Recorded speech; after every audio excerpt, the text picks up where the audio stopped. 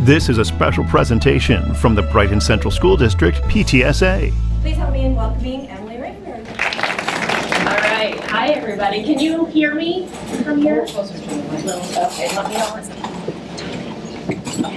All right. Can you hear me in this? Yes. All right. All right. Before I get started, I just want to get a sense of the ages of the children that you have at home. So if you have a child that is not yet school age, so they are preschool or younger, please raise your hand.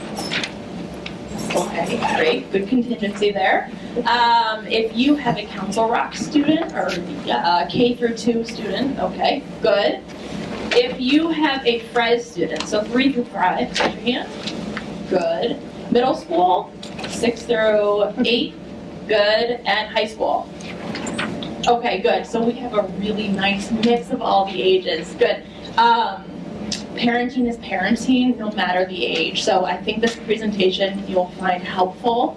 And if you have ever looked at all like that, this presentation will be helpful. So when we talk about parenting, the first thing I just want to say is that when you learn some new information, you might experience some regret for time lost with your child having not known this information. And that is a normal part of this journey, and that is okay. And I invite you to kind of lean into that. Do not push it away. Lean into it, experience it, and move through it so that you can move beyond it.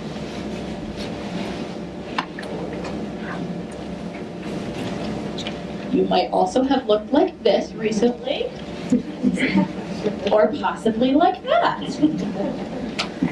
So when we talk about parenting, very, very quickly, the conversation gets personal.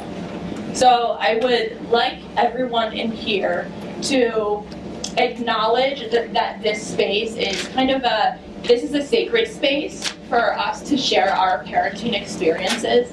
We are, however, being filmed today. So just FYI. There's this and that. But also that, as we talk about our parenting experiences, I'd like you to try to withhold judgment if you hear something that maybe rubs you the wrong way, that someone shares that just doesn't feel right to you. That's okay. Everyone does things a little differently. All right. So I titled this presentation, Parents, the Greatest Teachers and Learners, because you are your greatest teachers. You send them to great schools, we know that. But really what it comes down to is that they're going to learn the most from you than they will from anyone else. But you are also here to learn. So I hope you will. So I wanted to start out with a few simple truths, all right? Parenting is all about connection. There's no two ways about it. Connection comes first, middle, and last. You are the expert on your child and your child's greatest teacher. I can look that. Again, it's all about connection. 4, your child's temperament is generally fixed. So, although we will be talking about managing your child's behavior, who your child is not going to change that much, all right? So in the back I had some temperament sheets, and you can take one of those for each of your children and fill it out so that you can take a step back, and it allows you to get a more objective sense of who your child is. As a school counselor, so for those of you who don't know, I'm also a school counselor. I'm currently doing a long-term sub position at Council Rock. So if your child is in Council Rock in any of the grades there, they see me. I do the second step curriculum, which means I go in and teach the social emotional learning to all the kids, which is a blast. And very frequently, what the kindergarten teacher writes about them that goes in their cumulative folder doesn't change very much from what their high school teachers will write about them. So if your child is generally disorganized, if they're generally fidgety, their temperament, who they are as a person, doesn't change very much. Now, I don't say that so that you get up and walk out and say there's no hope. I say that so that you know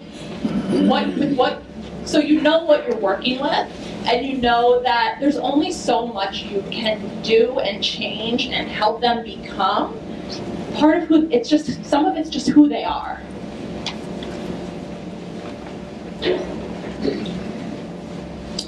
So number 5, anyone can learn to manage behavior, but parenting is about true, authentic connection.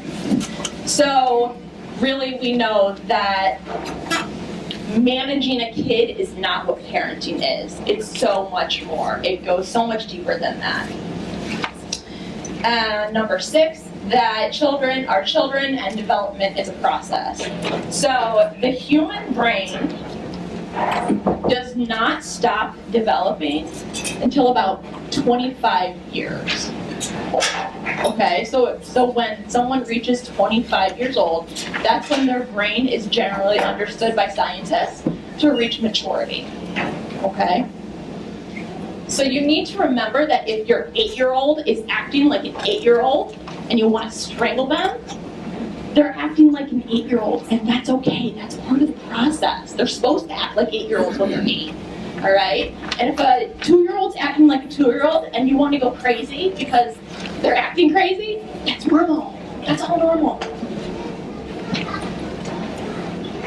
So what we're going to be talking about today is setting the stage for successful parenting, understanding difficult behaviors, connecting versus disconnecting words, parenting pyramid and the zones of regulation, emotion coaching, a quick little bit about discipline, and then we'll have some time for questions at the end. So my question for you as we begin is raising children what you thought it would be? And what sparked your interest and got you here today? Were you feeling like one of those parents on the first 3 slides recently? So I'm curious, was anyone willing to share?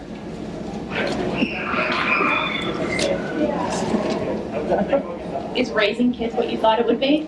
Can I speak to the second question? Yeah, go right ahead.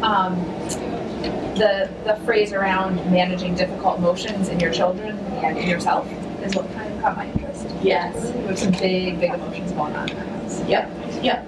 Good, thank you. Anyone else? What sparked your interest? It just seemed to come at the perfect time, coming off the holidays. I just feel like just the behavior and the emotion has been out of control. I have 3 little people, and I keep thinking it's going to get better, and I think, no, this is probably just how it is. Yeah. And I need to find a way to come through it or be one with it or something. I don't know. Right. So that 2-week break, who, raise your hand here if that was a long 2 weeks for you guys. Yeah. It's a lot of families. Well, thank you for sharing.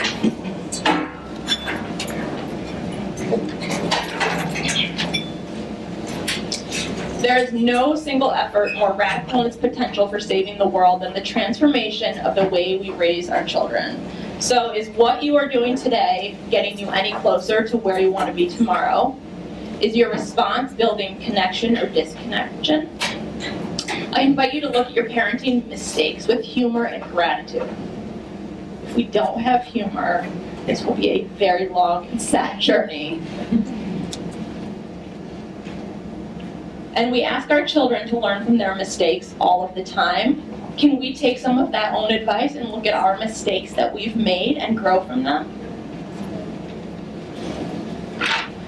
All right.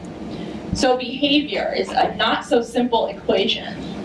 So when we look at behavior, generally, we look at antecedents. So what comes first? Then we think about, okay, so then what was the behavior? And then consequences. What was the outcome of that behavior? So the goal of any sort of behavioral intervention is going to be intervention at the lowest level first. So intervention at the antecedent. So to lay the groundwork for the desired behavior, you are going to be thinking about what are the conditions of your home. All right, so how can you set your home environment up for successful behavior. Okay, so a few tips I have to do that. First, routines. You've probably heard it before, but routines are so important. In my house, we have a morning routine, and the kids know as soon as I say morning routine, you make your bed, you brush your teeth, and you get dressed. Period. That's what happens in the morning. Does it always happen that way? No, but the goal is to get them moving towards independently doing those things. So routines are really helpful. Planned prompts are also helpful. So those are thinking about how you are asking your child to do something. All right, so a planned prompt would be reminding them that it's almost dinner time. Have you set the table yet? Okay, so planned prompt.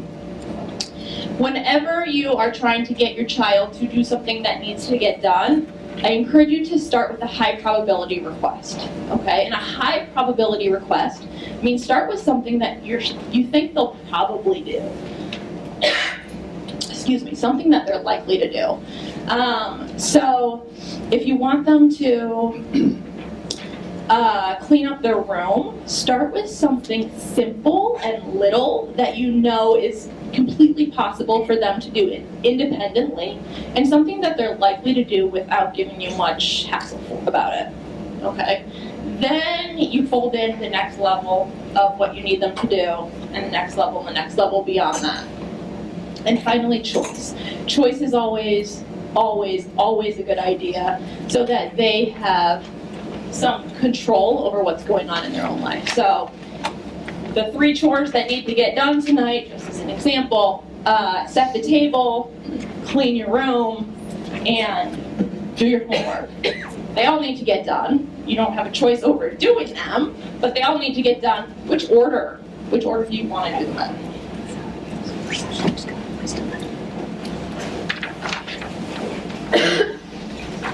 So the parenting pyramid. So there's an organization called The Incredible Years.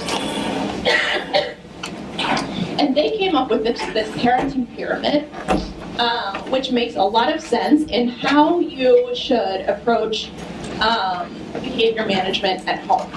So at the very bottom it says parent skills and strategies.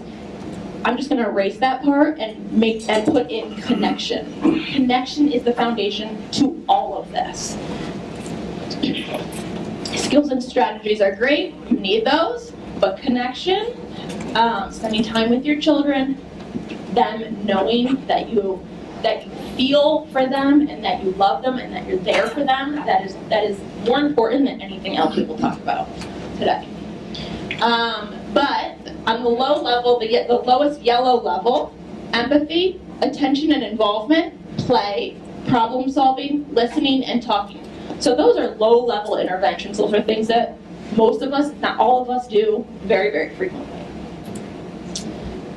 Next is coaching, praise, and encouragement, rewards and celebrations. And then it goes up to clear limits, household rules, consistent follow through. And then moving up towards the top, it says ignore, distract, and redirect. And finally, at the very top is consequences. Consequences you don't want to use, you use those selectively. So consequences could mean time out, they could mean loss of privilege, and then there's natural and logical consequences.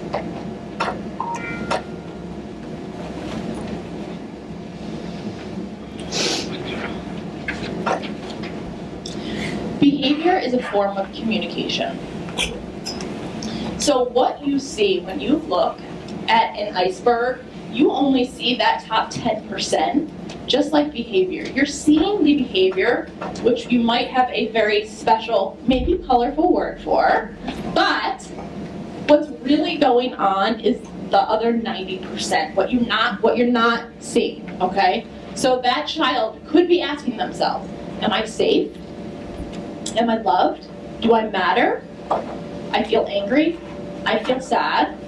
I feel scared. I feel hungry or tired. I'm feeling overwhelmed. I have developmental delays. I can't communicate any other way. I feel overstimulated. I have sensory needs. I need understanding or help. So you're seeing the behavior, and when you do that, you need to ask yourself, what is really going on here? When we think about understanding our children's behavior, it's very easy to fall into the verbiage of saying my child has good behavior or bad behavior. But when we look at behavior through the lens of behavior as a form of communication, you kind of change the way you're thinking about behavior. So good behavior is behavior that's just pleasing you, okay? And bad behavior is behavior that's ruffling your feathers or not working out for you, or maybe not working out for them, okay? But when we look at it as that behavior is a way of them telling me something. They need something from me. They need some sort of support. They need something. What can I do to help them with that?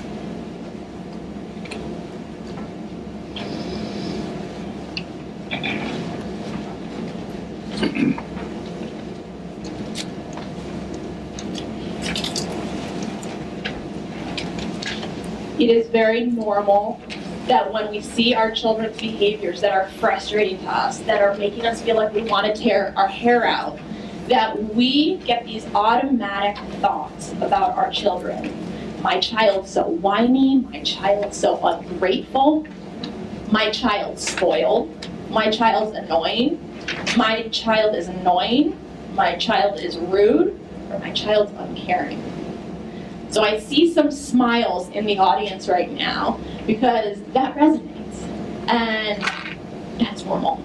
That is normal response. But those are your automatic thoughts about your children. Of course, when you stop and you take a moment, you know that there's more going on. You know that that's not really all that's there about your children, although that might be there, right? So you have to ask yourself, is that really true? Should I really lead with this thought? Is this the thought that I want to show up with? Because kids are really, really good at detecting BS. We all know that, okay? And kids can read our reactions really, really well. There is scientific research that has been coming out more recently, becoming more popular in the positive psychology movement about mirror neurons. And mirror neurons are a class of neurons that modulate their activity both when an individual executes a specific motor activity or motor act, and when they observe the same or similar act performed by another individual. All right. So basically, if you see someone else eating ice cream, your dopamine response receptors will also light up as if you were eating that ice cream. So those mirror neurons also work in parenting, okay, in the parent-child relationship. So if your child does something and they didn't know they did something that bothered you, and you fly into a rage, their body is going to tense up and their brain is going to light up, and they will go in a rage. That is very, very common. We see that a lot.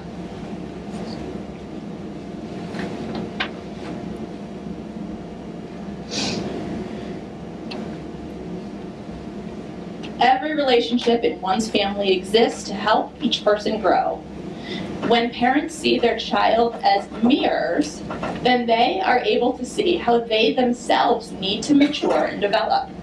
Instead of fixing what they see as faults in their children, these parents seek to work on themselves, raising their own levels of maturity and presence. The focus is always on the parent's awareness rather than the child's behavior. So, Dr. Shefali is a parenting expert, and she kind of blends this spiritual approach to parenting. And the way she describes parenting is that we are all children, we are all just in big adult bodies, and we are learning. In our parenting, if you have young children, then you're like a youth, a very young child parent. And as you grow older, and this part's my one, but as you grow older, you get better at it. You know how to do things. And you know that if you've ever had a second child, you know that parenting that second child is probably in many ways easier. You kind of knew how to do things. You knew how to change diapers. You knew how to feed the child.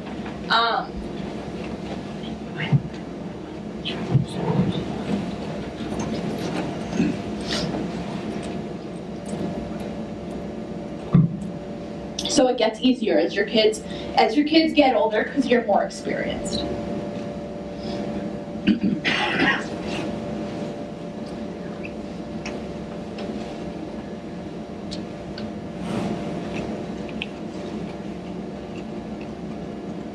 All right, so traditional parenting, probably how many of us were raised, was that in these generational patterns, we do things the way our parents did them, all right? And that's normal. That is true for all parents. You do things the way your parents did them because you don't know any other way. In many traditional homes, there's a top-down approach. The child is seen as the lesser. There's a dominance situation going on. In a lot of households, it's seen as the parent versus the child. Parenting is about raising or fixing the child or their behavior. There's a lot of punishment going on, a lot of yelling, and there's a lot of superiority, control, power, all centered on the parent. In this way of looking at parenting very differently, breaks down generational patterns and beliefs. So forcing you to step back and look at, how was I raised? How was I really raised? How am I continuing those things? And where should I be stopping those things? And how do I do that? Bless you. Child is equal, if not greater than, partnership with the child. So the child is seen as a unique individual who is not just a mini-me, but developing in their own right, on their own timeline. Parenting with the child, finding a partnership between you and your child. And it's about raising or fixing the parent's behavior, not the child's behavior. Using natural consequences and healthy boundaries as a way of containing behavior, more than punishment or yelling. And it's about authenticity and acceptance of who your child really is.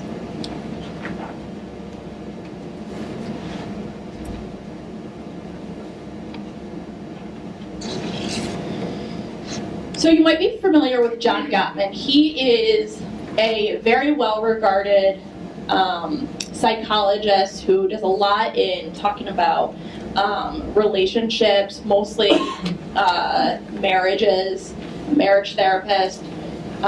He does some incredible work. I highly recommend his books. He wrote a book about emotion coaching with your child.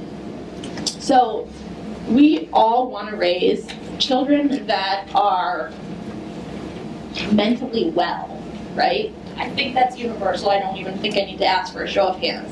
That's obvious, right? So the way we do that is to first and foremost be aware of the child's emotions. So taking a step back, thinking underneath that iceberg, thinking what is really going on here. We recognize emotion as an opportunity for intimacy and teaching. If emotion is foreign to you, raising children is an opportunity to explore that part of yourself that maybe you didn't have much experience with your parents.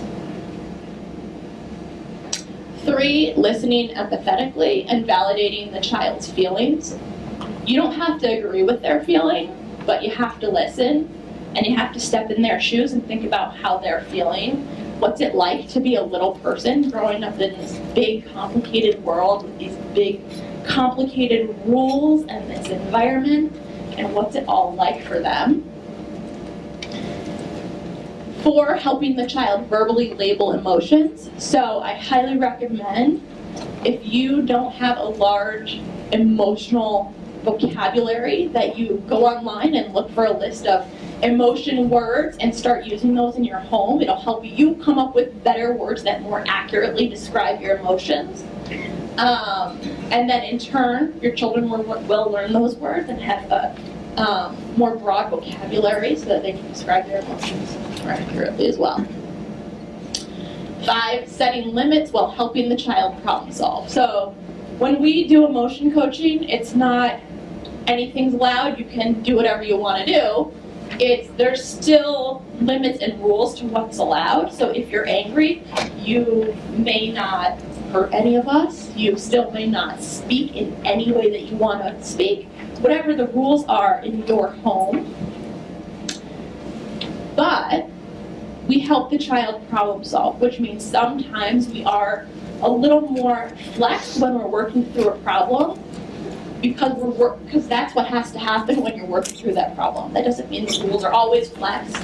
It doesn't mean the rules are broken all the time. It means that sometimes we need to flex and bend so that we can get through a problem.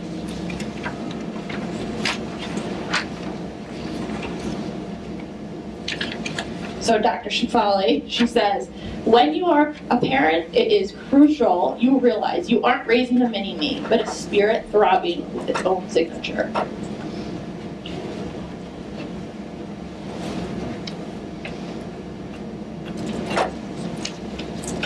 All right, so the next thing I want to talk about is disconnecting words versus connecting words.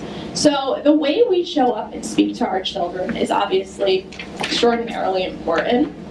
And it is very, very easy to fall into the trap of using words that don't breed connection. They automatically, the words you're saying, make your child not want to obey. So an example of disconnecting words is, I said, turn the Nintendo off now. Does that sound familiar to anyone? All right, so a different way to say the same thing and get the same response is, sweetheart, I told you 5 minutes ago the Nintendo was going to be off soon. I expect that you do that now, or I will help you do that, okay? So it's the goal is the same, the intention is the same, but it's doing it in a kinder, gentler way so that your child will be receptive to the message you're giving them. So that the first way, they automatically, before they even hear what you have to say, like I was saying before, those mirror neurons are lighting up. They know you're coming in with aggression, and they will meet you with aggression or defiance. All right, so the second example. You didn't do your homework again? You're grounded. All right. So the more connecting way of saying the same thing. It sounds like you're having trouble getting your homework done. Is it that it's too hard, or are you just having trouble getting started? Or is it something else? Here, I will sit with you. So, homework can be the biggest of battles, as I'm sure many of you know if you have middle school or high school children, maybe even younger.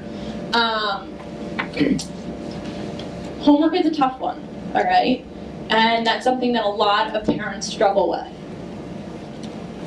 If we start out homework being a time for disconnection between parent and child, that does not breed the behavior that you want to be encouraging, all right? So if you use homework as a time for connection, here, let me sit with you while you do your homework.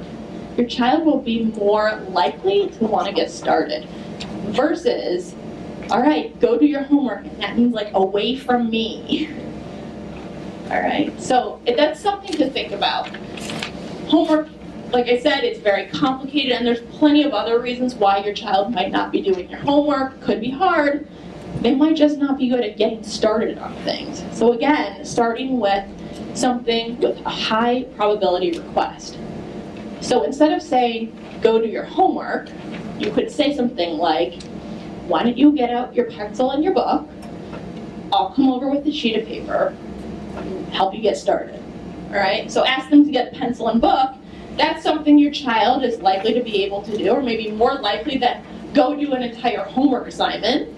They can certainly get a pencil and a book. That at least gets the ball rolling. And if you get the ball rolling, it's easier to keep the momentum going than when you ask for a big request and they just say no. All right, and finally the last example. Stop hating your brother. So again, I'm sure that's something that many of us have said before. All right. So disconnecting versus connecting. Connecting would be, seems like you have some extra energy to burn. Let's go throw a ball. All right, let's connect, you and me, so that you don't have to take your energy out on your brother. And I don't want this to sound Pollyanna. This is not going to work all the time, but hopefully this will help, like, some of the time. So I want to talk a little bit about the tone that you set in your home. So I'm going to play some music, and I'm going to invite you to shut your eyes if you're comfortable doing that. Well, I'm going to say a few words, all right? So you can go ahead and shut your eyes right now.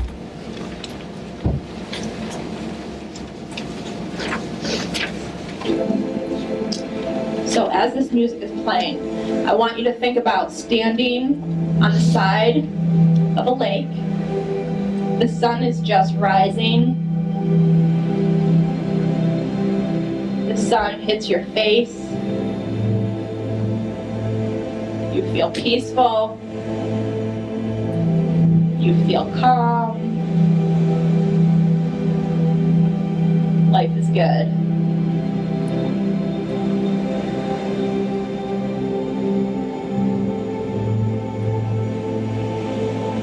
All right, you can open your eyes. All right. How did that feel? Did we like that? Was not like, felt good, right? All right, shut your eyes again.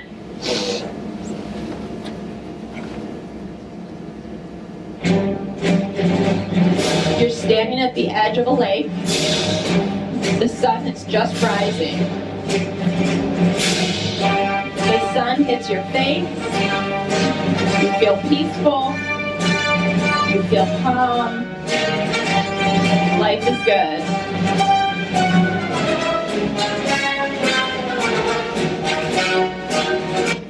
All right. The way we speak to our children becomes our child's inner voice. How are we speaking to our children? Are we speaking in that calm, peaceful way? Sounds like music. All right. Okay. All right. So what music are we playing in our homes? What proverbial music are we playing in our homes? How are we speaking to our children? Are we speaking in a tone that conveys empathy and caring and kindness? What I've been preaching to all of our K through second grade students these past many weeks in Second Steps. All right? Or are we conveying to them, I don't really like you and you're annoying me? It happens.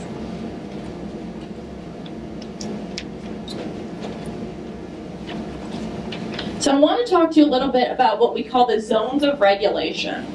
So in the blue zone, you see it says rest area.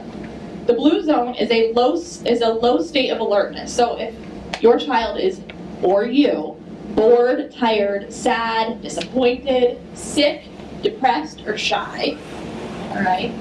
The green zone, we have the ideal state of alertness. So happy, positive, thankful, proud, calm, content, ready to learn. The yellow zone is a heightened state of alertness, excited, silly, annoyed, worried, embarrassed, confused, or nervous. And the red zone, upset, angry, aggressive, mad, elated, terrified, out of control, an extremely heightened state of alertness. If your child, or you, is in the blue zone, the yellow zone, or the red zone, your message will not be heard, or it will not be communicated well. You have to wait until you get to the green zone, until you and your child are both in the green zone. If you are trying to give your child a message when you are extremely annoyed, extremely agitated, or extremely tired, extremely sick, you know that message will not be received very well. But if you wait until you're both in the green zone, you're both feeling good, you're both vibing, no one's at war with each other, that moment at least. All right. There is a higher probability that your message is going to be received and received well. So I encourage you to think about when next time you are dealing with a problematic behavior or you need your child to do something, thinking about what zone are they in? Are they receptive to my message? Is this even possible that this gets internalized by them? Are they going to hear my message? We've all probably been on a car ride with our children where they are just going crazy.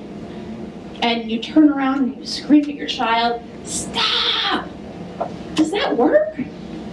It might terrify them, but it probably doesn't communicate the way you want your child to be communicated with, and doesn't give them that feeling of empathy and love and concern, and we're in this journey, proverbial and literal, together, right? That sets up that warring space.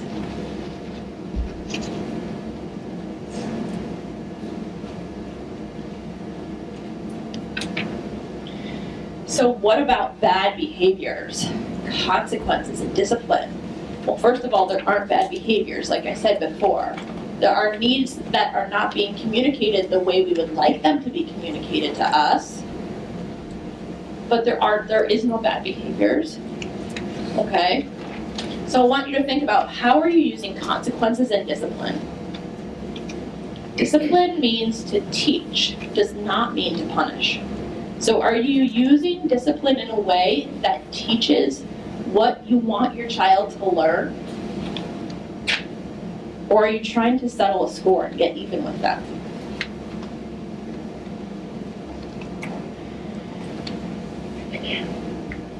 So what is your child's behavior mirroring back to you? And where can you better connect and be more present with your child? Can you see discipline as a teaching opportunity? So I want you to think back for a moment. I'm going to give you a moment of think time. And think about the last time you disciplined your child. What did it look like? What did it feel like for you? What do you think your child felt like? And was it effective? Where could you improve?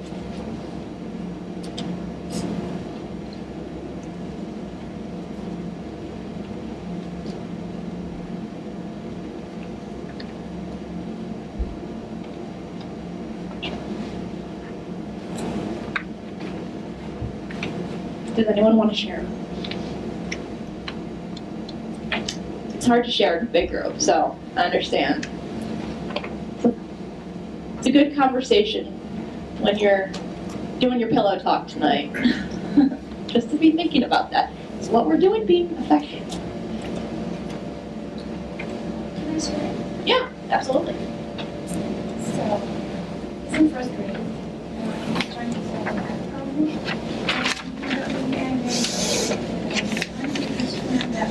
When you have a problem, stop and, take a break, do something, and then be back and try again, get better.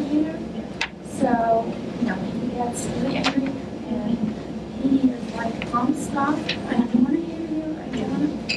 So, I was trying to send him a message to teach him how to deal with the problem. Yes. But he always, doesn't want to listen. Yeah. I don't know what's wrong with him. Right. Okay, so her son was first grade, you said? Yeah. First grade, working on a math problem and was having trouble getting frustrated, and she was advising her son to stop and take a break, which I will tell you that is the exact message they're getting at school as well. As part of what I'm teaching them is to stop and take a break, this mindfulness piece. And he wouldn't. Stop Yeah. He doesn't want to listen. I just want to help him to deal Yeah. with any problem like this one. Right.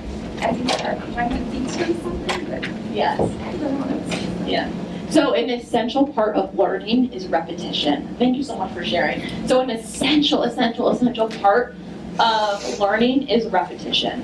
all right? So we learn really, really quickly with something very high value. So think about sugar. Think about eating ice cream. Like, you don't need to taste that many times to know that you like that, right?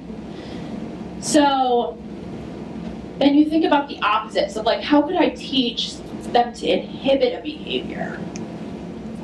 It's really hard to teach inhibition, all right? And to teach them to not do something.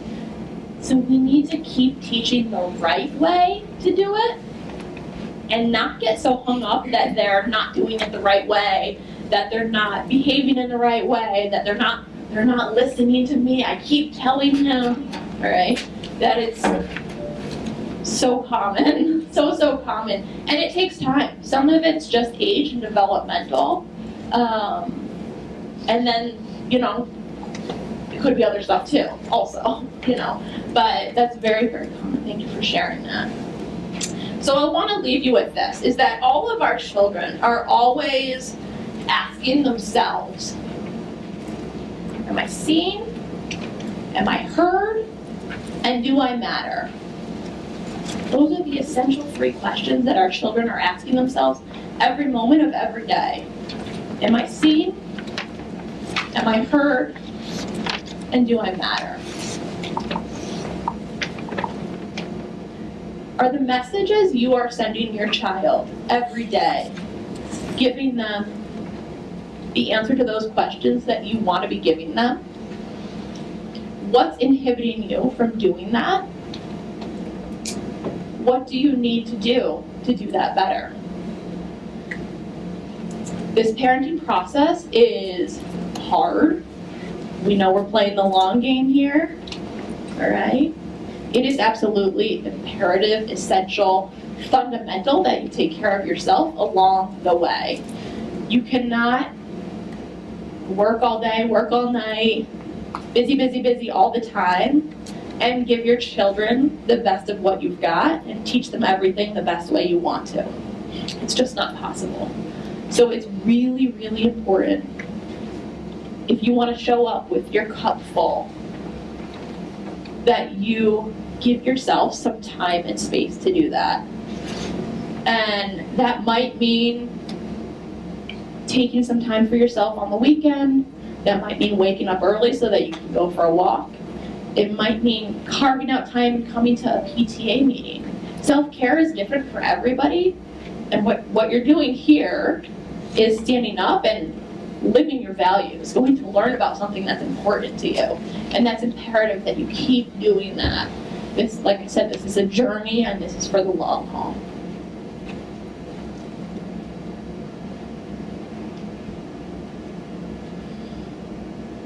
All right, so that's where I want to leave you for today. I offer workshops and courses on mindful parenting, nurturing intrinsic motivation, communicating with your child, effective behavior management. I also do private coaching, which means that I work one-on-one with families, helping them solve problems, helping them look at their child's behavior a little bit more objectively and maybe their own behavior a little more objectively, so that they can figure out what's going on and what's really, really going on, and how they can change that, and how they can make home a more peaceful, happy place for everybody. I also do facilitated groups. So if you have questions, you are welcome to email me or give me a call. I also have a website, I'm on Facebook, Instagram. Well, thank you all so much. I really appreciate you guys coming out tonight on this cold and blustering night. Yes, just because there's so many couples here, I've never seen so many men here. I love seeing them here because we are a team in a lot of our homes.